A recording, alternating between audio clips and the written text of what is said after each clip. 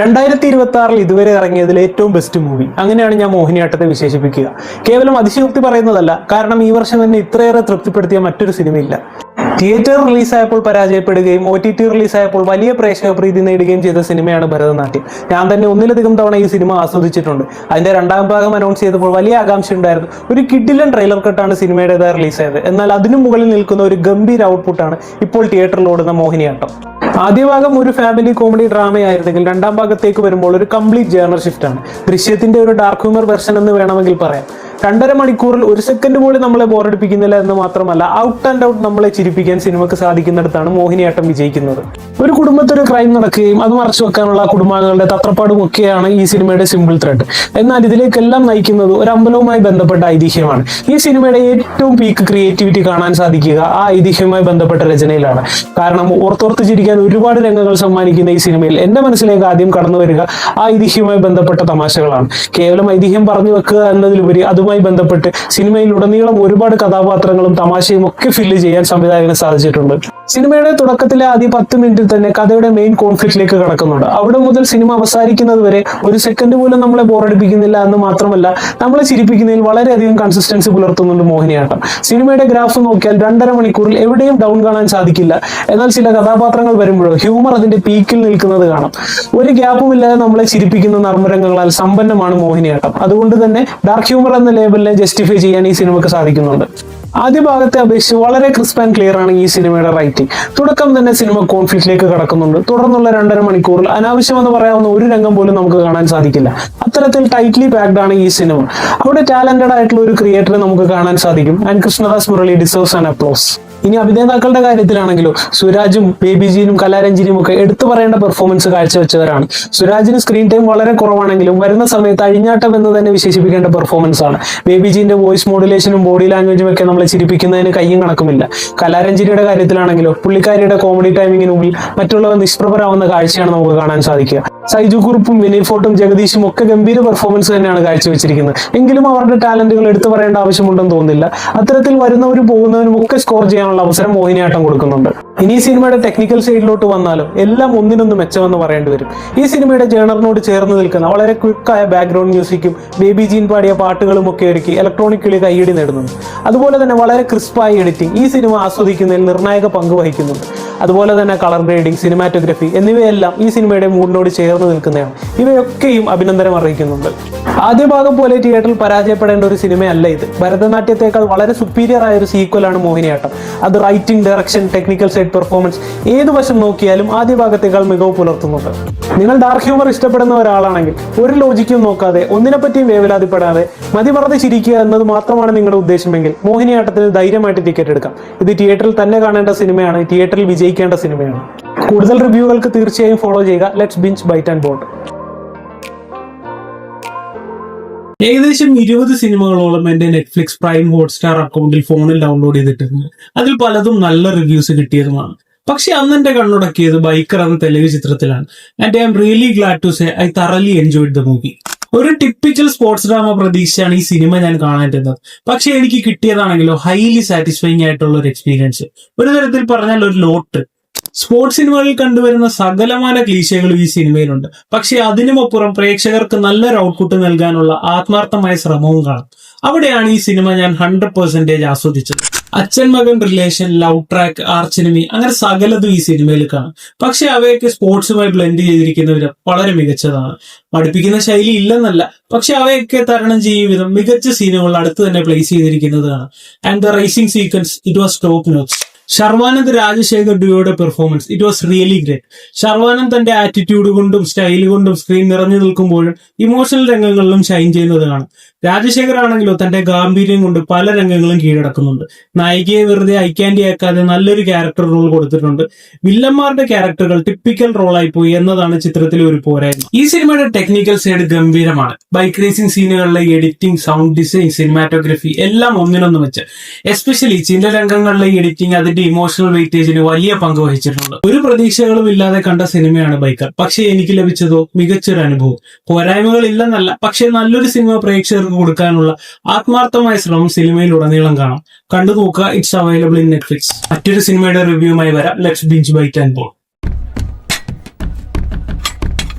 ഒരു ഗംഭീര സിനിമയാകാൻ കെൽപ്പുണ്ടായിരുന്ന എന്നാൽ ഒരു നല്ല സിനിമ എന്ന ടാഗിൽ ഒതുങ്ങേണ്ടി വന്ന ഒരു മിസ്ഡ് ഓപ്പർച്യൂണിറ്റിയാണ് ബാലൻ. കാരണം ഈ സിനിമയുടെ ആദ്യ പകുതി അത്രമേൽ ഗംഭീരമായിരുന്നു. പതിവ് സിനിമകളിൽ കണ്ടുവരുന്ന അമ്മ മകൻ പാസത്തെ വേറിട്ട കണ്ണുകളിലൂടെ നോക്കിക്കാണുന്ന സിനിമയാണ് ബാലൻ. പ്രേക്ഷകരിൽ വലിയ രീതിയിൽ കൗതുകം ജനിപ്പിച്ചും ചിരിപ്പിച്ചും രസിപ്പിച്ചും മുന്നേറുന്ന രണ്ട് ജീവിതങ്ങൾ, ഒരമ്മയുടെയും മകന്റെയും ചെറിയ ലോകം. അവർ തന്നെ മെനയുന്ന ഐഡന്റിറ്റികളും കെട്ടുകഥകളും മാത്രമാണ് അവരെക്കുറിച്ച് മറ്റുള്ളവർക്കറിയാവുന്ന ഏക സംഗതി. അവരാരാണെന്ന് നമുക്കറിയില്ലെങ്കിലും നമ്മൾ അവരോടൊപ്പമാണ്. And this segment is beautifully shot. Each and every stuff in this half is beautiful. ഈ സിനിമയുടെ ഫസ്റ്റ് ഹാഫ് നൽകുന്ന ഒരു സിനിമാറ്റിക് ഹൈ ഉണ്ട്. ഈ അടുത്തൊന്നും ഞാൻ അങ്ങനെയൊന്നും എക്സ്പീരിയൻസ് ചെയ്തിട്ടില്ല. അത്രമേൽ സുന്ദരമായ ഒരു ഫസ്റ്റ് ഹാഫ്. പക്ഷെ സിനിമ ഡൗൺ ആകുന്നത് രണ്ടാം പകുതിയിലാണ്. അമ്മ മകൻ റിലേഷൻ എക്സ്പ്ലോർ ചെയ്ത ആദ്യ പകുതിയിൽ നിന്ന് വിഭിന്നമായി സിനിമ മറ്റൊരു ട്രാക്കിലൂടെയാണ് രണ്ടാം പകുതിയിൽ സഞ്ചരിക്കുന്നത്. പോലീസ് സ്റ്റേഷൻ സീനും ഫ്ലാഷ് ബാക്കും ഒന്നും ആദ്യ പകുതിയുടെ അത്ര സട്ടിലായി തോന്നുന്നില്ല എന്നതാണ് പ്രധാന പോരായ്മ. ആദ്യ പകുതിയിലെ കൈയടക്കം ചിലയിടങ്ങളിൽ നഷ്ടപ്പെടുന്നത് പോലെ. മോശമെന്നല്ല, പക്ഷെ ആദ്യ പകുതി നൽകിയ സിനിമാറ്റിക് ഹൈ ഇവിടെ കിട്ടുന്നില്ല. ഒടുവിൽ ക്ലൈമാക്സിലേക്കുള്ള transition, I loved it. Technically ഗംഭീരമായ ഒരു പര്യവസാനമാണ് സിനിമ നമുക്കായി കരുതി വെക്കുന്നത്. പ്രകടനങ്ങൾ കൊണ്ട് ഞെട്ടിപ്പിക്കുന്ന സിനിമയാണ് ബാലൻ. ഫർസാന പാലത്തുങ്കൽ, ആദിശേഷൻ, സിനാൻ, അമ്മച്ചി തുടങ്ങിയവരുടെ ഞെട്ടിപ്പിക്കുന്ന പെർഫോമൻസ് സിനിമയിൽ കാണാം. ലാൽ ജൂനിയറും ഗിരീഷ് ഷേഡിയും ഒക്കെ തങ്ങളുടെ വേഷങ്ങൾ ഭംഗിയായി ചെയ്തിട്ടുണ്ട്. ടെക്നിക്കലി ബാലൻ ഒരു ഗംഭീര സിനിമയാണ്. മുകളിൽ പറഞ്ഞതുപോലെ സുഷിന്റെ BGMന്റെ അകമ്പടിയോടെ ഷൈജു ഖാലിദിന്റെ ക്യാമറ കണ്ണുകളിൽ വിരിഞ്ഞ മനോഹരമായ ഫ്രെയിമുകളിലൂടെ സൃഷ്ടിച്ചെടുക്കുന്ന ഒരു ലോകമുണ്ട്. It was a feast for my eyes and to me Balan is technically extraordinary. Chidambaram താൻ പ്രോമിസിംഗ് ആയ ഒരു മേക്കർ ആണെന്ന് വീണ്ടും വീണ്ടും അടിവരയിടുകയാണ്. As a Jithu Madhavan fan, I am really happy with this movie. But കൂടുതൽ പൊട്ടൻഷ്യൽ ഉണ്ടായിരുന്നു. ഇനിയും മികച്ച ഔട്ടിങ്ങുകൾ തരാൻ കെൽപ്പുള്ള ഒരു കൂട്ടായ്മയാണിത്. Expecting more. ബാലൻ തീർച്ചയായും തിയേറ്ററിൽ തന്നെ കാണേണ്ട സിനിമയാണ്. Watch and feel it. മറ്റൊരു സിനിമയുടെ റിവ്യൂമായി വീണ്ടും കാണാം. Let's binge bite and ball. അതിന്റെ കട്ടിലിനടിയിൽ ഒരു മോൺസ്റ്റർ ഒളിച്ചിരിപ്പുണ്ടെന്നാണ് അറോറയുടെ വിശ്വാസം. അങ്ങനെ ഉറക്കത്തിൽ പോലും സമാധാനം നഷ്ടപ്പെട്ട സാഹചര്യത്തിലാണ് ആ മോൺസ്റ്ററെ കൊല്ലാൻ മറ്റൊരാളുടെ സഹായം അറോറ തേടുന്നത്. എന്നാൽ എത്തിപ്പെട്ടത് ഒരു സീരിയൽ കില്ലറുടെ മുമ്പിലും. മാഡ്സ് മിക്കൽസൺ, ആ ഒരു ഒറ്റ പേരാണ് മറ്റൊന്നും നോക്കാതെ ഈ സിനിമ കാണാൻ കാരണം. ആൻഡ് ആസ് ഐ എക്സ്പെക്ടഡ്, ഒരു സിമ്പിൾ കഥ. മേൽപ്പറഞ്ഞ ത്രെഡിൽ ആക്ഷൻ സീനുകളും ഡാർക്ക് ഹ്യൂമറും എല്ലാം കൂട്ടിക്കലർത്തി എഴുതിയ ഒരു കഥ. അത് ഭംഗിയായി സ്ക്രീനിലെടുത്ത് വെച്ചിട്ടുണ്ട്. That's this bunny. നല്ല കളർഫുൾ ആയ ഫ്രെയിമുകൾ ഈ സിനിമയിൽ ഉടനീളം കാണാം. ഒരു Wes Anderson kind of colour palette. It was a treat for eyes. Action സീനുകളും വളരെ നന്നായിരുന്നു. പക്ഷേ CGI വർക്കിലെ പോരായ്മകൾ ചിലയിടത്ത് എടുത്തറിയുന്നു എന്നതാണ് ഈ സിനിമയിലെ ടെക്നിക്കൽ സൈഡിൽ വരുന്ന ഏറ്റവും വലിയ നെഗറ്റീവ്. അതർ ദാൻ ദാറ്റ് ഈ സിനിമ കണ്ടിരിക്കാൻ തന്നെ ഒരു പ്രത്യേക ഭംഗിയാണ്. അറോറയെ അഭിനയിച്ച Sophie Sloane, she was really cute. മിക്കൽസനുമായുള്ള സീനുകളിലൊക്കെ പുള്ളിക്കാരി ശരിക്കും ഷൈൻ ചെയ്യുന്നുണ്ട്. And for Mads Mikkelsen, his role is a കേക്ക് വർക്ക്. ഒരു ഫാന്റസി കഥയെ ഡാർക്ക് ഹ്യൂമർ ശൈലിയിൽ അവതരിപ്പിച്ച ഒരു സിമ്പിൾ സിനിമ. നല്ല കളർഫുൾ ഫ്രെയിമുകളും കിടിലൻ ആക്ഷൻ സീക്വൻസും ഒക്കെ ഒരു ടൈം പാസ് മൂവി. കണ്ടു നോക്കുക. It's available on Amazon Prime. മറ്റൊരു റിവ്യൂമായി നാളെ വരാം. Let's binge bite and board. ലോകത്തിലെ ഏറ്റവും റെയർ ആയിട്ടുള്ള blood group, aurum blood group. ഒരു ഗ്യാങ്സ്റ്ററിന് ഈ ബ്ലഡ് ഗ്രൂപ്പ് ആവശ്യം വരുമ്പോഴാണ് ഇതേ ബ്ലഡ് ഗ്രൂപ്പ് ഉള്ള ഒരു പെൺകുട്ടിയെ അവർ തേടിയിറങ്ങുന്നത്. എന്നാൽ ആ പെൺകുട്ടിയെ കൈക്കലാക്കുന്നതിന് മുമ്പ് തന്നെ മറ്റൊരു ഗ്രൂപ്പ് ആ പെൺകുട്ടിയെ സംരക്ഷിക്കാനായി വരികയാണ്. And their begins a war. കേവലം ഒരു ഗ്യാങ് വാർ എന്നതിനപ്പുറം വളരെ മികച്ച രീതിയിൽ ഇമോഷൻസ് കൺവേ ചെയ്യാൻ ശ്രമിക്കുന്ന ഒരു സിനിമയാണിത്. For example father son relation, brotherhood, love, ഇങ്ങനെ പല ലെയറുകളിലൂടെ ക്യാരക്ടർ എക്സ്പ്ലോർ ചെയ്യാൻ ഈ സിനിമ ശ്രമിക്കുന്നുണ്ട്. And they are very well written. As a result the movie satisfied me well. 2 action സീനുകളാണ് ഈ സിനിമയിലുള്ളത്. രണ്ടും കിടിലൻ ഐറ്റം. അതിന്റെ സിനിമാറ്റോഗ്രഫി, എഡിറ്റിംഗ്, സൗണ്ട് ഡിസൈൻ എല്ലാം ഒന്നിനൊന്ന് മെച്ചം. വലിയ ഹീറോയിസം ഒന്നും കാണിക്കാതെ വളരെ നീറ്റായി അവസാനിപ്പിച്ചൊരു സിനിമ കൂടിയാണിത്. ക്ലൈമാക്സ് ഒക്കെ നല്ല ഇമോഷണൽ ബാക്ക്ഡ്രോപ്പിൽ എഴുതിയിട്ടുണ്ട്. And they are very well shot also.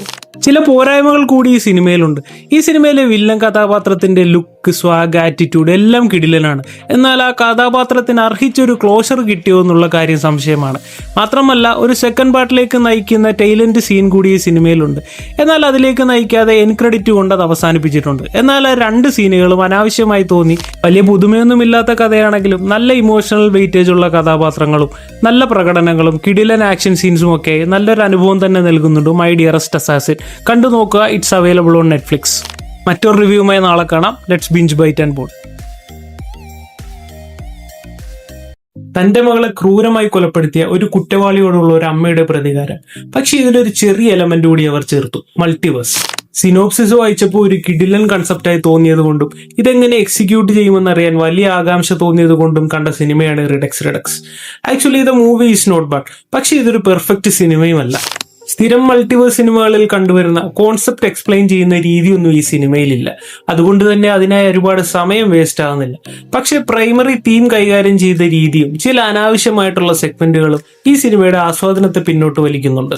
Multiverse concept സിനിമയിൽ ഉടനീളം ഉപയോഗിച്ചിരിക്കുന്ന ഒന്നല്ല. തുടക്കവും ഒടുക്കവും വരുന്നുണ്ടെങ്കിലും ബാക്കി ഭാഗങ്ങളിൽ ചുരുങ്ങിയ ചില സ്ഥലങ്ങളിൽ മാത്രമേ വരുന്നുള്ളൂ. എന്നാൽ നായികയുടെ love track, time machine related ആയിട്ടുള്ള ഒരു കോൺഫ്ലിക്റ്റ് തുടങ്ങിയവ കോർ എലമെന്റ്സിന്റെ ഇമോഷൻസ് നഷ്ടപ്പെടുത്തുന്നുണ്ട്. ഇവ ഇല്ലെങ്കിലും സിനിമയ്ക്ക് യാതൊന്നും സംഭവിക്കില്ല. പക്ഷെ ഇവ ഇൻക്ലൂഡ് ചെയ്തപ്പോൾ നഷ്ടമായത് നല്ലൊരു അനുഭവമാണ്. ഇത്തരം ചില പാളിച്ചകൾ കൊണ്ടാണ് സിനിമ ആവറേജിൽ ഒതുങ്ങുന്നത്. വലിയ ടെക്നിക്കൽ ഗിമ്മിക്കുകൾ കാണിച്ച് കണ്ണഞ്ചിപ്പിക്കാനൊന്നും സംവിധായകൻ ശ്രമിച്ചിട്ടില്ല. അതൊരു വലിയ കുറ്റവുമല്ല. പക്ഷേ ത്രില്ലർ പരിവേഷം വേണ്ടിയിരുന്ന സബ്ജക്റ്റ് ത്രില്ലറിനേക്കാൾ ഡ്രാമ ചേർത്ത് ഡയലൂട്ട് ആക്കിയതാണ് ഇവിടെ പ്രശ്നമായത്. ഒരു പരിധി കഴിയുമ്പോൾ വാട്ട്സ് നെക്സ്റ്റ് എന്നൊരു കാര്യം നമ്മളെ അലട്ടുന്നതേയില്ല. പിന്നീട് പലതും യാന്ത്രികമായി വന്നു പോകുന്നു വിത്ത് എ ഡീസന്റ് ക്ലൈമാക്സ്. വളരെ ഇൻട്രസ്റ്റിംഗ് ആയ ഒരു തുടക്കമാണ് സിനിമയുടേത്. പക്ഷേ നമ്മൾ പ്രതീക്ഷിക്കുന്ന ഫാന്റസി എലമെന്റ് സിനിമയിൽ കുറവാണെങ്കിൽ പോലും ഡ്രാമ പാർട്ട് കൃത്യമായി നമ്മളുമായി കൺവേ ചെയ്യാൻ സാധിച്ചിട്ടില്ല. അതുകൊണ്ടാണ് നല്ലൊരു സിനിമ വരേണ്ടിയിരുന്ന സ്ഥാനത്ത് ഒരു ആവറേജ് ഔട്ടിംഗ് മാത്രമായി റിഡക്സ് മാറുന്നത്. ഒരു സിനിമയുടെ റിവ്യൂമായി വീണ്ടും കാണാം. Let's binge bite and board. ഒരു ആക്ഷൻ സിനിമ എനിക്ക് ആസ്വദിക്കണമെങ്കിൽ വലിയ കഥയോ ഇമോഷണൽ ഡെപ്തോ ഒന്നും ആവശ്യമില്ല. സിനിമയിലേക്ക് ഹുക്ക് ചെയ്യുന്ന എന്തെങ്കിലും ഒരു എലമെന്റ് മതി. ദ ഫ്യൂരിയസ് എന്ന സിനിമയും തുടങ്ങുന്നത് അങ്ങനെയാണ്. പിന്നീട് അങ്ങോട്ട് ഒരു കൂട്ടർ തട്ടിക്കൊണ്ടുപോയ തന്റെ മകളെ അന്വേഷിച്ചിറങ്ങുന്ന ഒരച്ഛൻ, ഒരു മിസ്സിംഗ് കേസ് അന്വേഷിച്ചു പോയ ജേർണലിസ്റ്റായ തന്റെ ഭാര്യയുടെ തിരോധാനം അന്വേഷിച്ചിറങ്ങുന്ന ഒരു ഭർത്താവ്, ഒരു വലിയ ചൈൽഡ് ട്രാഫിക്കിംഗ് ശൃംഖലക്കെതിരെ ഇരുവരും പോരാടാൻ ഇറങ്ങുകയാണ്. തുടക്കത്തിൽ ഒരു ഹുക്ക് എലമെന്റ് തന്നിട്ട് സിനിമ ഒരു പോക്കാണ്. ഞാൻ ഇതുവരെ തിയേറ്ററിൽ കണ്ടിട്ടുള്ളതിൽ ഏറ്റവും ബെസ്റ്റ് ആക്ഷൻ സീക്വൻസുകൾ ഈ സിനിമയുടേതാണ്. നമുക്ക് കയറി അടിക്കാൻ തോന്നിക്കും വിധം ഗംഭീരമായ സെറ്റ് പീസുകൾ, ഒരു കുട്ടിക്ക് വരെ കൈയടിക്കാൻ പ്രേരിപ്പിക്കും വിധം കിടിലൻ സ്റ്റേജിങ്, ഇതെല്ലാം ചേർന്നൊരു ആക്ഷൻ മൂവി. അതാണ് ദ ഫ്യൂരിയസ്. കത്തി, തോക്ക്, ചുറ്റിക തുടങ്ങി സൈക്കിൾ വരെ ഇവിടെ ആയുധമാണ്. വില്ലന്മാരെ കേവലം അടികൊള്ളുന്ന ഉപകരണങ്ങളാക്കായ നല്ല കിടിലൻ സീനുകൾ നൽകിയിട്ടുണ്ട്. വില്ലന് ഒറ്റ സീൻ കൊണ്ട് നൽകുന്ന ഒരു എലവേഷൻ ഉണ്ട്. It was top. അത്തരത്തിൽ ക്രിയേറ്റീവായ പല രംഗങ്ങളും ലിറ്ററലി ഗൂസ്ബംസ് നൽകുന്നുണ്ട്. ഫുള്ളി പാക്ഡ് ആയിട്ടുള്ള തിയേറ്റർ ആണെങ്കിൽ പിന്നെ പറയുകയും വേണ്ട. നായകന്മാരുടെ മെയ്വഴക്കം ഗംഭീരമാണ്. ആക്ഷൻ സീനുകളിൽ നല്ല കിടിലം പ്രകടനം കാണാം. കഥയെപ്പറ്റി യാതൊന്നും ബോധേടാവാതെ തുടക്കം മുതൽ ഒടുക്കം വരെ കണ്ടിരുന്നു പോകും. Action choreography one of the best I have ever seen. പക്ഷെ BGM മാത്രം സ്റ്റാൻഡ് ഔട്ട് ചെയ്ത് നിൽക്കുന്നില്ല എന്നൊരു ഫീലാണ് നൽകിയത്. Still it is good. 2x ഇട്ട് കാണും വിധം വളരെ ഫാസ്റ്റ് പേസ്ഡ് ആയിട്ടുള്ള എഡിറ്റിംഗ് ആണ് ഇവിടെ. നല്ല രീതിയിൽ പണിയെടുത്തിട്ടുണ്ടെന്ന് വ്യക്തം. നല്ലൊരു ആക്ഷൻ സിനിമ കാണണമെന്നുണ്ടെങ്കിൽ അടുത്തുള്ള തിയേറ്ററിൽ ദ ഫ്യൂരിയസ് പ്ലേ ചെയ്യുന്നുണ്ടെങ്കിൽ രണ്ടാമതൊന്നും ചിന്തിക്കാതെ ടിക്കറ്റ് എടുത്ത് കാണാൻ പോവുക. നല്ല ക്രൗഡുള്ള ഷോ ആണെങ്കിൽ you are in for a feast. മറ്റൊരു സിനിമയുടെ റിവ്യൂമായി വീണ്ടും കാണാം. Let's binge bite and board.